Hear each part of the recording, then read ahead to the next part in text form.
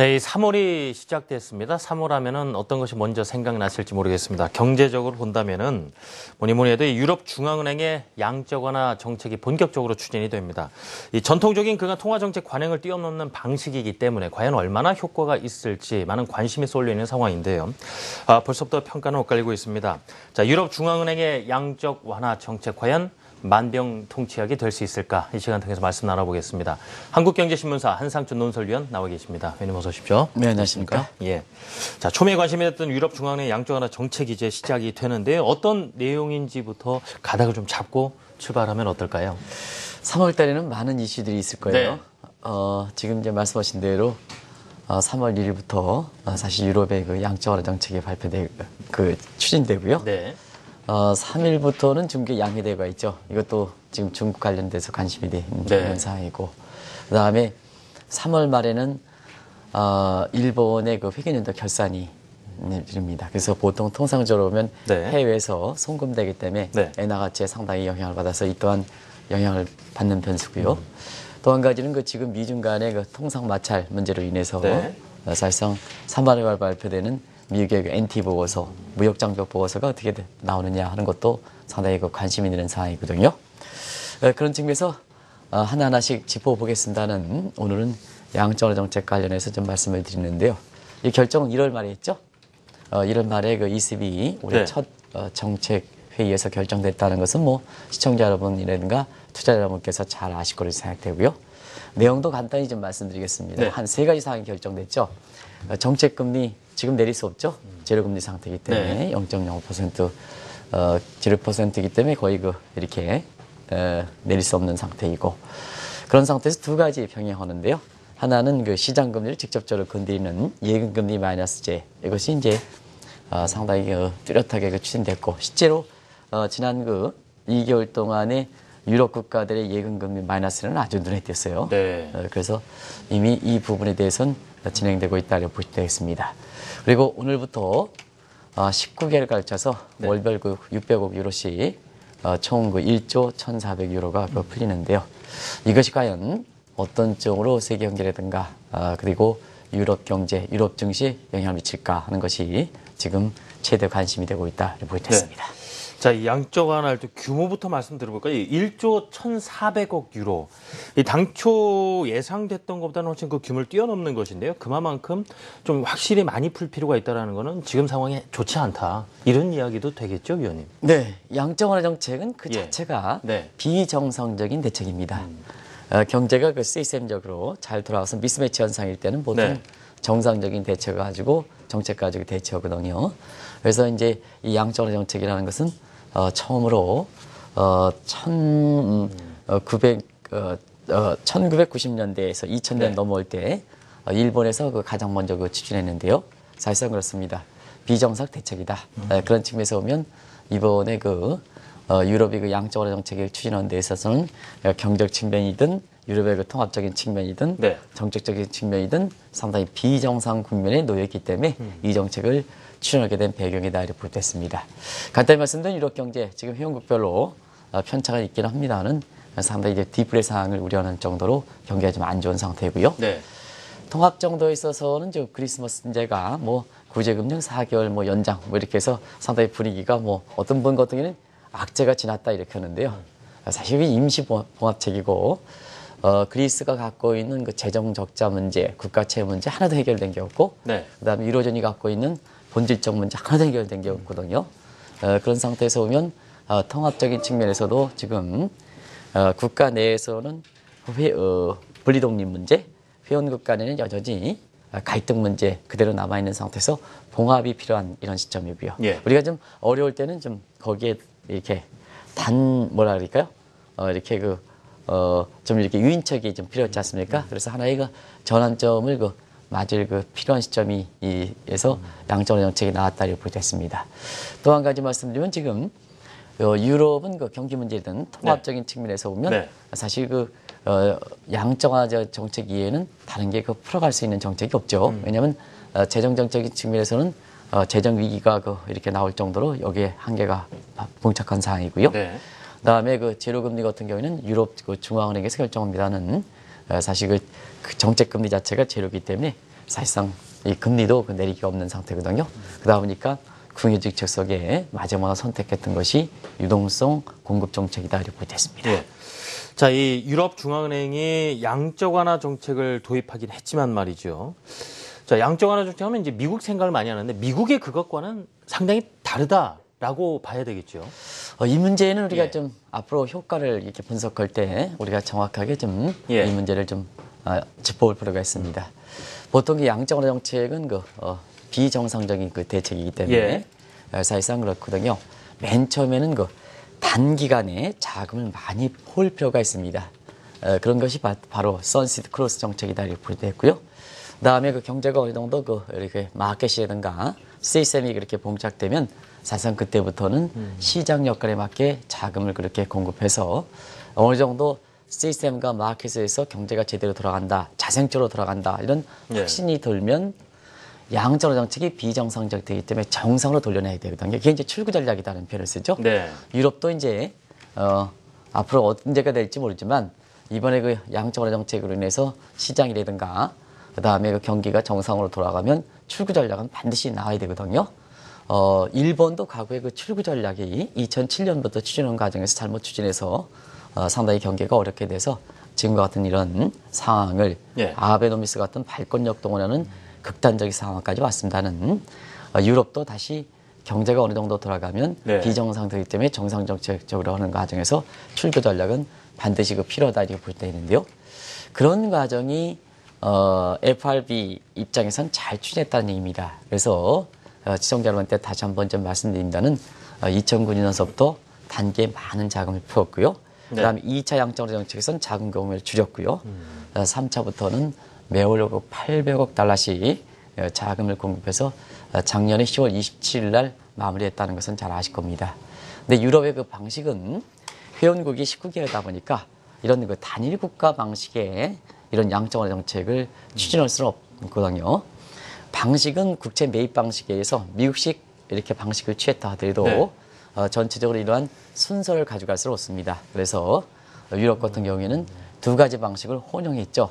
19개월을 한시적으로 이렇게 해서 선시드 크로스 방법 하나 도입하고 두 번째는 매월 600억 유로씩 이렇게 공급해서 시스템과 마켓이 어느 정도 작동한다 하는 그런 상태에서 자금을 공급하는 이런 방식이기 때문에 미국식 방식에 어떻게 보면 혼용하는 방식이다 이렇게 볼 때 있습니다. 그렇기 때문에 평가가 상당히 엇갈리게 나오는 거다 이렇게 볼 때 있습니다.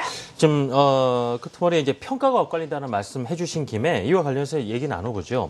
뭐 추진하는 방식도 다르고요. 물론 뭐 그 미국과 유럽 쪽의 이제 노예는 환경도 많이 다르긴 하지만 지금 학계에서도 그렇고 시장에서도 그렇고 지금 이번 양적 완화에 대해서 평가가 상당히 엇갈리는 부분에 대해서 좀 말씀 나눠봤으면 하거든요. 네, 어차피 모든 정책이라는 것은 그 정책이 나왔을 때 시장에서 어떻게 평가하느냐 이 대목이 이제 굉장히 중요하지 않습니까? 왜냐하면 그 평가에 따라서 부정적 평가가 나오면 사람들이 정책 의도대로 행동하지 않기 때문에 아무리 좋은 정책이라고 해도 정책 효과가 나타나지 않는다 이렇게 볼 때 있고요. 시장의 평가가 상당히 좀 긍정적으로 나오면 좀 정책이 잘못됐다 하더라도 시장에 받아들이는 입장에서 보면 상당히 긍정적으로 받기 때문에 정책 효과는 나온다 이렇게 볼 때 있습니다. 그래서 모든 정책이라는 것은 정책 공급자가 시그널 줄 때 정책 수용 중인 국민이라든가 기업이라든가 이런 쪽에서 어떻게 평가하느냐 이런 것이 이제 가장 관심이 될 거 이렇게 보이는데요. 사실상 그렇습니다. 지금 이제 정책이 발표한 지 한 1개월 반 정도 지나서 지금 추진되고 있습니다는 그동안에 유럽 중앙은행의 양적 완화 정책에 대해서는 상당히 평가가 엇갈리거든요. 그렇다면 자, 평가는 누가 긍정적일까 하는 측면에서 보면 역시 정책을 추진한 사람이 어렵게 추진한 사람이 드라기 총재 아니겠습니까? 팔이 안으로 굽으니까. 그렇습니다. 그래서 드라기 총재라든가 그다음에 리가르도 IMF 총재 같은 경우는 이분도 이제 유럽 사람이기 때문에 비교적 드라기와 궁짝이 잘 맞습니다. 그래서 이분 같은 경우는 계속해서 국제회의를 통해서 비교적 기대해 볼 수 있는 대목이다. 이렇게 이제 평가하는 반면에 여기에 그 비용을 부담해야 될, 대부분 다 비용을 많이 부담해야 될 메르켈 총리라든가 아니면 서머스 같은 이런 사람들은 이렇게 이 정책에 대해서 상당히 부정적으로 이렇게 나오고 있습니다. 그래서 1개월 반간에 이렇게 시장의 그 평가라든가 학자 평가는 반반 정도다 이렇게 보겠습니다. 그런 측면에서 이제 경기라든가 증시적인 측면을 한번 보겠습니다. 경기적 측면은 유동성 공급 정책은 구조 개혁 정책이 아니거든요. 자금이 부족할 때, 저 자금이 계속 빠질 때, 경제라는 것은 사람에 있어서는 피가 계속해서 빠질 때에는 그 피를 공급해줘야죠. 외부에서. 수혈의 개념인데. 예, 외부에서. 예. 뭐 수술하건 뭐거든 간에 일단 그 피가 다 빠지면 안 되지 않습니까? 예. 그래서 그 피를 공급해주는 개념이다. 이게 미유럽의 경기 회복을 보장하는 정책은 아니다 이렇게 보겠습니다. 그런 측면에서 양적완화 정책이 나오긴 했지만 그 자체로 기대감이 있긴 하지만 그러나 경기적 측면에서는 상당히 좀 개혁과 구조정 같은 유럽의 그 본질적 문제 해결에 대한 보완책이 나오지 않았기 때문에 1개월 반 정도에 사실 경제적 측면에서는 이게 경기를 과연 살릴 수 있을까 하는 이런 측면에서 좀 많은 부분의 부정적 시각도 만만치 않다 이렇게 볼 수도 있고요. 네. 정치적인 측면에서는 그렇습니다. 실물 경제가 회복되기 전에는 사실 돈을 공급하면 우리가 시장에서 보면 돈의 힘에서 주가가 올라가는 유동성 장세라는 표현을 쓰죠. 그러니까 유동성 장세라는 표현을 쓰기 때문에 아마 유동성 장세 부분에 대한 어떤 기대가 형성돼서 국내 그 뭐 증시 전문가라는 사람들이 3월부터 국내 증시가 본격적으로 회복되지 않겠나 하는 이런 전망들이 나오고 있는 배경이다 이렇게 보게 됐습니다. 예. 다만 한 가지 이게 유동성적인 측면에서 이렇게 경기가 살아난다해도 증시가 지속 가능하려면 아무래도 경기가 살아나는 것이 굉장히 중요하다는 것을 좀 말씀을 드리고 싶었는데요.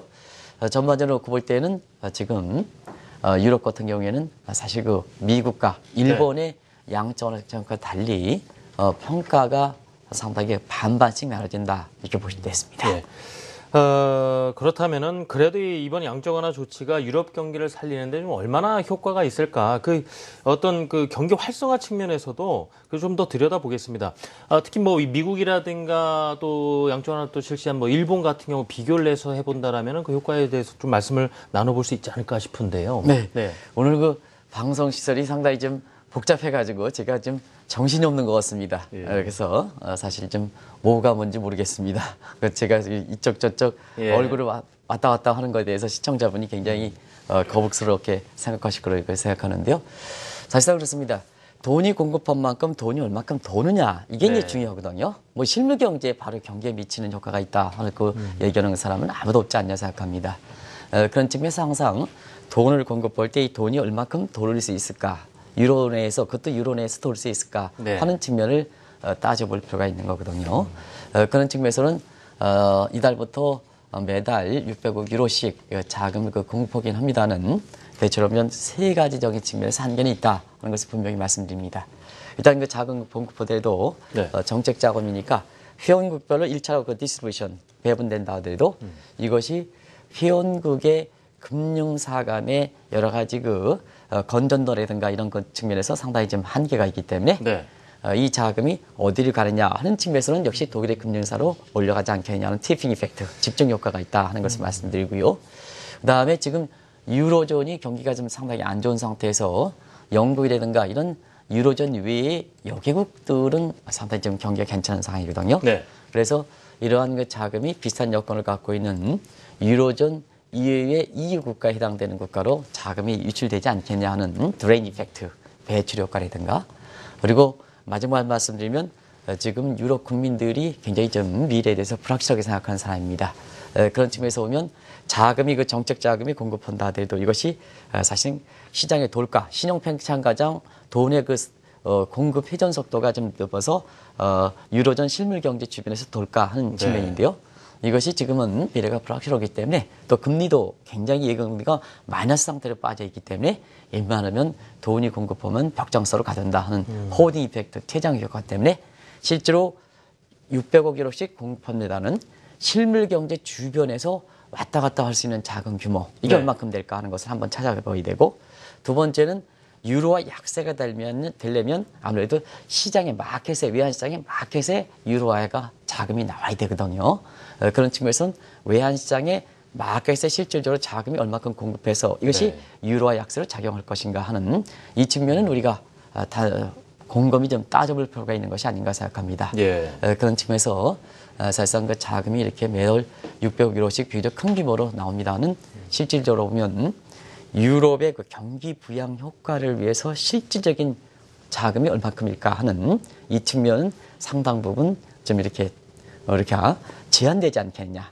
그래서 어차피 들어가기 총재라든가 이런 측면에서 우리가 자금이 공급이 많다 매달 600억씩 많다 하는 것도 그런 지금 말씀드렸던 세 가지 효과를 감안해서 애초에는 예를 들어서 한 300억 유로씩 공급하면 호딩 이펙트라든가 그다음에 티핑 이펙트, 드레인 이펙트가 없다면 매달 한 300억 유로씩 공급하면 적당할 건데 네. 이게 세 가지 효과가 있는 상태에서 이 자금에서 300억 유로에서 세 가지 효과가 나면 더 실물 경제 주변에 돌아갈 수 있는 자금은 더 적겠지 않겠습니까? 그래서 이것보다 상당히 큰 규모로 네. 600억 유로씩 공급해주는 측면도 있다 이렇게 볼 수 있습니다. 문제는 그렇습니다. 300억 유로씩은 매입 국채가 비교적 제한되어 있는 상태에선 국채 매입 대상에 네. 매입할 수 있는 왜냐하면 매입이라는 것은 중앙은행에 매입하면 독일이든가 이런 괜찮은 크레딧이 괜찮은 국채를 매각을 해야 된다는 얘기거든요. 그런 측면에서는 300억 유로씩 하면은 그 매입 규모에 맞게끔 사줄 수 있는 이런 그 독일의 국채라든가 이런 게 있을 테를 이렇게 보이는데 만약에 이런 세 가지 이펙트 때문에 적정보다 더 많이 공급한다면 자 매달 600억 유로씩 한다면 이거 국채 살 수 있겠느냐? 살 수 있겠느냐? 지금 살 수 있는 국채 규모가 그렇게 많지는 않습니다. 네. 그런 상태거든요. 그런 측면에서 단순히 600억 유로다, 600억 유로다 여기 전문가다라고 나온 사람들이 자금 공급이 많이 이렇게 되기 때문에 세계적으로 보면 이렇게 증시가 쭉 크다. 이렇게 판단하는 데에서는 저도 그렇게 가기를 바랍니다는 현실적인 문제에서는 이렇게 매달 600억 유로씩 왜 공급했을까 하는 이런 측면을 한번 곰곰이 따져볼 필요가 있다는 걸 말씀드립니다. 예. 자, 이번에는 이 얘기도 나눠보죠. 지금 뭐 각국이 그 자국의 통화 가치에 대해서도 상당히 신경전을 벌이고 있는 상황에서 말이죠. 유럽중앙은행의 양적 완화가 유로화 가치에 어떤 영향을 줄 것인가. 지금 당장 지난주 막바지 보니까 달러 대비해서도 유로화가 갑자기 약세를 더 보이는 모습을 보였거든요. 예, 사실 저는 그렇습니다. 예. 이번에 유럽의 양적 완화 정책으로 인해서 실물 경제 경기에 미치는 효과라든가 네. 통합에 대한 미치는 효과보다는 이 효과가 뚜렷하게 날 때는 그래도 양적 완화 정책에 대해 효과에 기대할 수 있는 대목이 아닌가 하는 이런 생각이 듭니다. 아무래도 이 외환 시장은 익스펙테이션 기대가 많이 작용되기 때문에 네. 유럽에서 이렇게 매달 600억 유로씩 공급하면 유로가 약세가 될 수 있는 이 대목이 되거든요. 네. 그래서 작년부터 엔저 문제는 누그러지는 대신에 올해부터는 유로화 약세가 될 것이다 하는 이 대목을 시청자 여러분한테 계속해서 누구보다 앞서서 말씀했던 내용입니다. 그러면 지금 돈을 공급하는 측면에서 보면 사실 그 유로 약세가 지금 빠르게 전개되는 건데 그만큼 익스펙테이션 때문에 그렇습니다. 네. 그리고 지금 유럽 같은 경우에는 유로가 약세가 될 수 있는 여건밖에 안 됐죠. 왜냐하면 주변국들이 이미 유럽의 양적 정책에 앞서서 유로화 회원국들 이해 국가들이 전부 통화치를 내렸죠. 왜냐하면 스위스의 그 최저 한절제 포기에 예금금리 떨어뜨리고 스웨덴도 그렇고 덴마크도 그렇고 이렇게 갔지 않습니까? 네. 그런 상태에선 이미 많이 유로랜드 회원국 이해 여개국들이 금리 인하를 약세를 도모했기 때문에 유럽이 약세가 가져갈 수 있는 배경인 지금 아주 여건이 좋은 상태거든요. 네. 그런 상태에서 돈을 푼다 하다 보니까 지난 주말에 우리 시간으로 토요일 새벽에 끝난 뉴욕 외환시장에서 유로당 1.1 달러대까지 떨어지는 모습을 보이고 있는데요. 그러면 두 가지 측면입니다. 일본도 사실상 그 엔저에 따라서 경기를 부양시키는 게 아베노미스 하지 않겠습니까? 그리고 미국도 양적 완화 정책에서 달러 가치가 많이 떨어짐에 따라서 사실상 미국의 수출 산업을 중심으로 해서 경기를 부양시켰던 촉매제였거든요. 네. 그런 측면에서 보면 유럽은 무슨 수출이든가 이런 측면이 사실 일본과 미국보다도 더 아주 독특한 상품에서 나가기 때문에 유로 약세가 된다 하더라도 수출에 미치는 이런 효과가 그렇게 많지는 않습니다는 일단 유로 약세가 되면 사실상 그 경기라든가 이런 측면은 가장 기대해 볼 수 있는 고리가 되는 게 아닌가 생각하고요. 두 번째는 통화 효과입니다. 네. 그동안 이제 유로화가 고평가되기 때문에 왜냐하면 유로랜드 회원국 중에 중간 단계 설정하다 보니까 네. 그리스라든가 이런 국가 입장에선 그 중간 단계 설정에 있는 국가가 그 유로 환율이 자국의 경제권보다 고평가면 고평가되겠죠. 이것이 경제적 측면에서 상당히 부담이 됐거든요. 근데 유럽의 그 양적 완화 정책에서 유로화 약세가 되면 네. 그 환율 수준이 중간 단계에서 그리스라든가 이런 국가 유리한 방향으로 이러면서도 환율이 형성된다는 얘기죠. 그게 뭐냐? 그리스라든가 이런 피그스 국제가 입장에서는 그동안 고평가 국면, 고평가 국면 이런 국면이 이렇게 사실 상당히 누그러지면서 네. 통합에 이렇게 끌어갈 수 있는 경제력 격차라든가 이런 측면에 줄여주는 효과가 있거든요.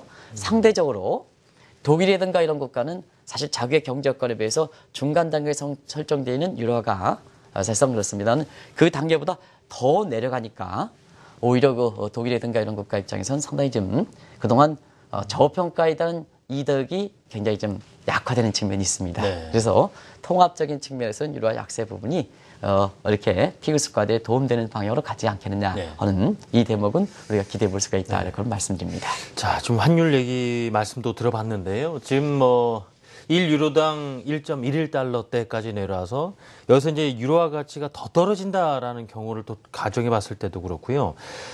지금 중국도 지난 그 2월을 마무리하는 시점에서 또 금리를 또 내렸단 말입니다. 또 위안화 가치도 떨어진 상황이고, 이 갈수록 글로벌 환율 전쟁이라는 것이 더 첨예해질 수밖에 없는 이런 여건이 좀 조성되고 있지 않나 싶은 건데요. 네, 정책이라는 것은 그렇습니다. 선언적으로 네. 이 정책이 사실 그 환율 정책이냐, 금리 정책이냐, 경기 부양 정책이냐 이렇게 되는 건 아닙니다. 물론 이제 그런 의도를 갖고 이렇게 합니다는 사실 정책이라는 것은 나중에 평가할 때 사후적 모습에서 그런 쪽으로 나면 뭐 모든 게 인과관계가 그렇게 해서 형성되는 거 아니겠습니까? 네. 우리가 보면 최근에 각국들이 금리 인하를 하는 것을 이주열 총재께서는 환율 정책으로 이렇게 얘기하기는 어렵다 이렇게 말씀하시는데요. 사실상 정책이라는 것은 나중에 그런 쪽으로 역할이 되면 그게 환율 정책이다. 선언적으로 뭐 이렇게 규명되어 있는 건 아니다 하는 걸 말씀드립니다. 그런 과정에서 올해 들어서 한번 각국들이 보면 그동안 누차에서 말씀드렸기 때문에 이렇게 금리 인하하는 모습 같은 경우에는 더 이상 말씀드리지 않겠습니다. 지금 대부분 그 지역이 금리를 내렸죠. 네. 뭐 동유럽 국가는 말씀드리지 않겠습니다. 잠시 설명을 위해서 다시 한번 좀 말씀드리면 동유럽, 중부유럽, 북부유럽 이제 이번에 유럽도 유로랜드도 양적으로 정책 추진해서 이때는 금리를 예금 금리를 이미 내렸기 때문에 여기도 마찬가지입니다. 그 다음에 아프리카, 중동, 아세안, 오세니안, 북미, 캐나다, 중남미에서 대부분 다 이렇게 낸 상태에서 지난 주말에 중국에서 내일부터죠. 3월 3일 내일부터 시작될 양해대회를 앞두고 다시 기준금리를 내렸습니다. 여기서 중국에서 기준금리라는 건 세 가지 기준금리가 있는데요. 여기서 얘기하는 대출금리를 또 예금리를 내린 이런 모습을 보이고 있거든요. 그래서 전반적으로 볼 때는 세계 각국들이 금리를 내리는 이런 모습에서 한편으로는 경기를 부양하지만 네. 다른 한편에서는 왜 이렇게 금리를 경제 여건에 관계없이 일률적으로 내릴까 하는 측면에서 보면 금리를 내는 상태에서 지금은 금리 차에서 통화가치가 결정되는 상황, 소위 피셔의 이론상을 보면 네. 사실상 캐리 자금의 성격을 많이 갖고 있기 때문에 결국은 통화 약세를 내다 보니까 그 통화가치 약세를 방어하기 위해서 이렇게 금리를 내리는 측면이 있거든요. 그런 측면에서 향후에 유럽이 이렇게 양적으로 정책을 통해서 유로가 약세가 될 경우에는 사실상 그렇습니다.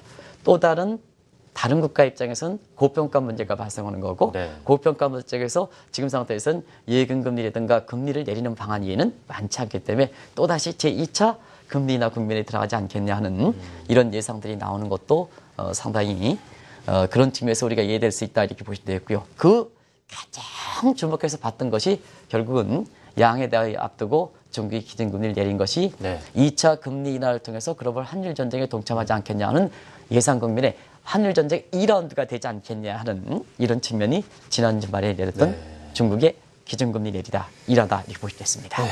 자, 이 글로벌 환율 전쟁 더 본격화되리라는 어떤 지금의 움직임도 짚어봤고요. 끝으로 이 유럽 중앙은행 양적 완화로 과연 유럽 통합에는 어떤 효과가 있을까? 뭐 여러 가지 그리스 그런 문제로 인해서 각국 간의 이해관계가 좀 달리하는 부분이다 보니까 좀 이런 통합에 대해서도 굉장히 약해지는 부분이 걱정스러운 부분인데요. 어떻습니까? 이런 효과가 고루고루 각국 잘 뻗어나가면은 훨씬 더 분위기도 좋아질 텐데 말이죠. 네, 저도 네. 이제 이 유럽의 양적 완화 정책을 네. 통해서 사실상 국내 증시에 투자하시는 분들이 많은 재산 수익을 걷도록 거는 차원에서 말씀드리는 겁니다. 네. 그래서 우리가 사실상 그 인과관계라든가 모든 걸 정확히 따지지 않으면 경우에 따라서 나중에 투자자분이라든가 이런 측면에 커다란 또 부담이 될 수 있는 요인들이 있기 때문에 이 양적 완화 정책은 돈을 뿌려대는 정책이기 때문에 그렇거든요. 그런 측면에서 지금 상태에서 시청자분이 양적 완화 정책, 유럽의 양적 완화 정책이 경기라든가 이런 측면에 제대로 효과가 있을까 하는 이런 측면에서는 이런 정도의 그 정책적인 측면은 좀 보완될 필요가 있는 것이 아닌가 생각합니다. 네. 일단은 지금 아주 진행자께서 좋은 지적을 해주셨으면은 자금이 공급하면 예. 회원국별로 골고루 분산해야 됩니다. 왜냐하면 지금 유럽의 회원국들 사이의 경제적 격차는 상당히 크지 않습니까? 네.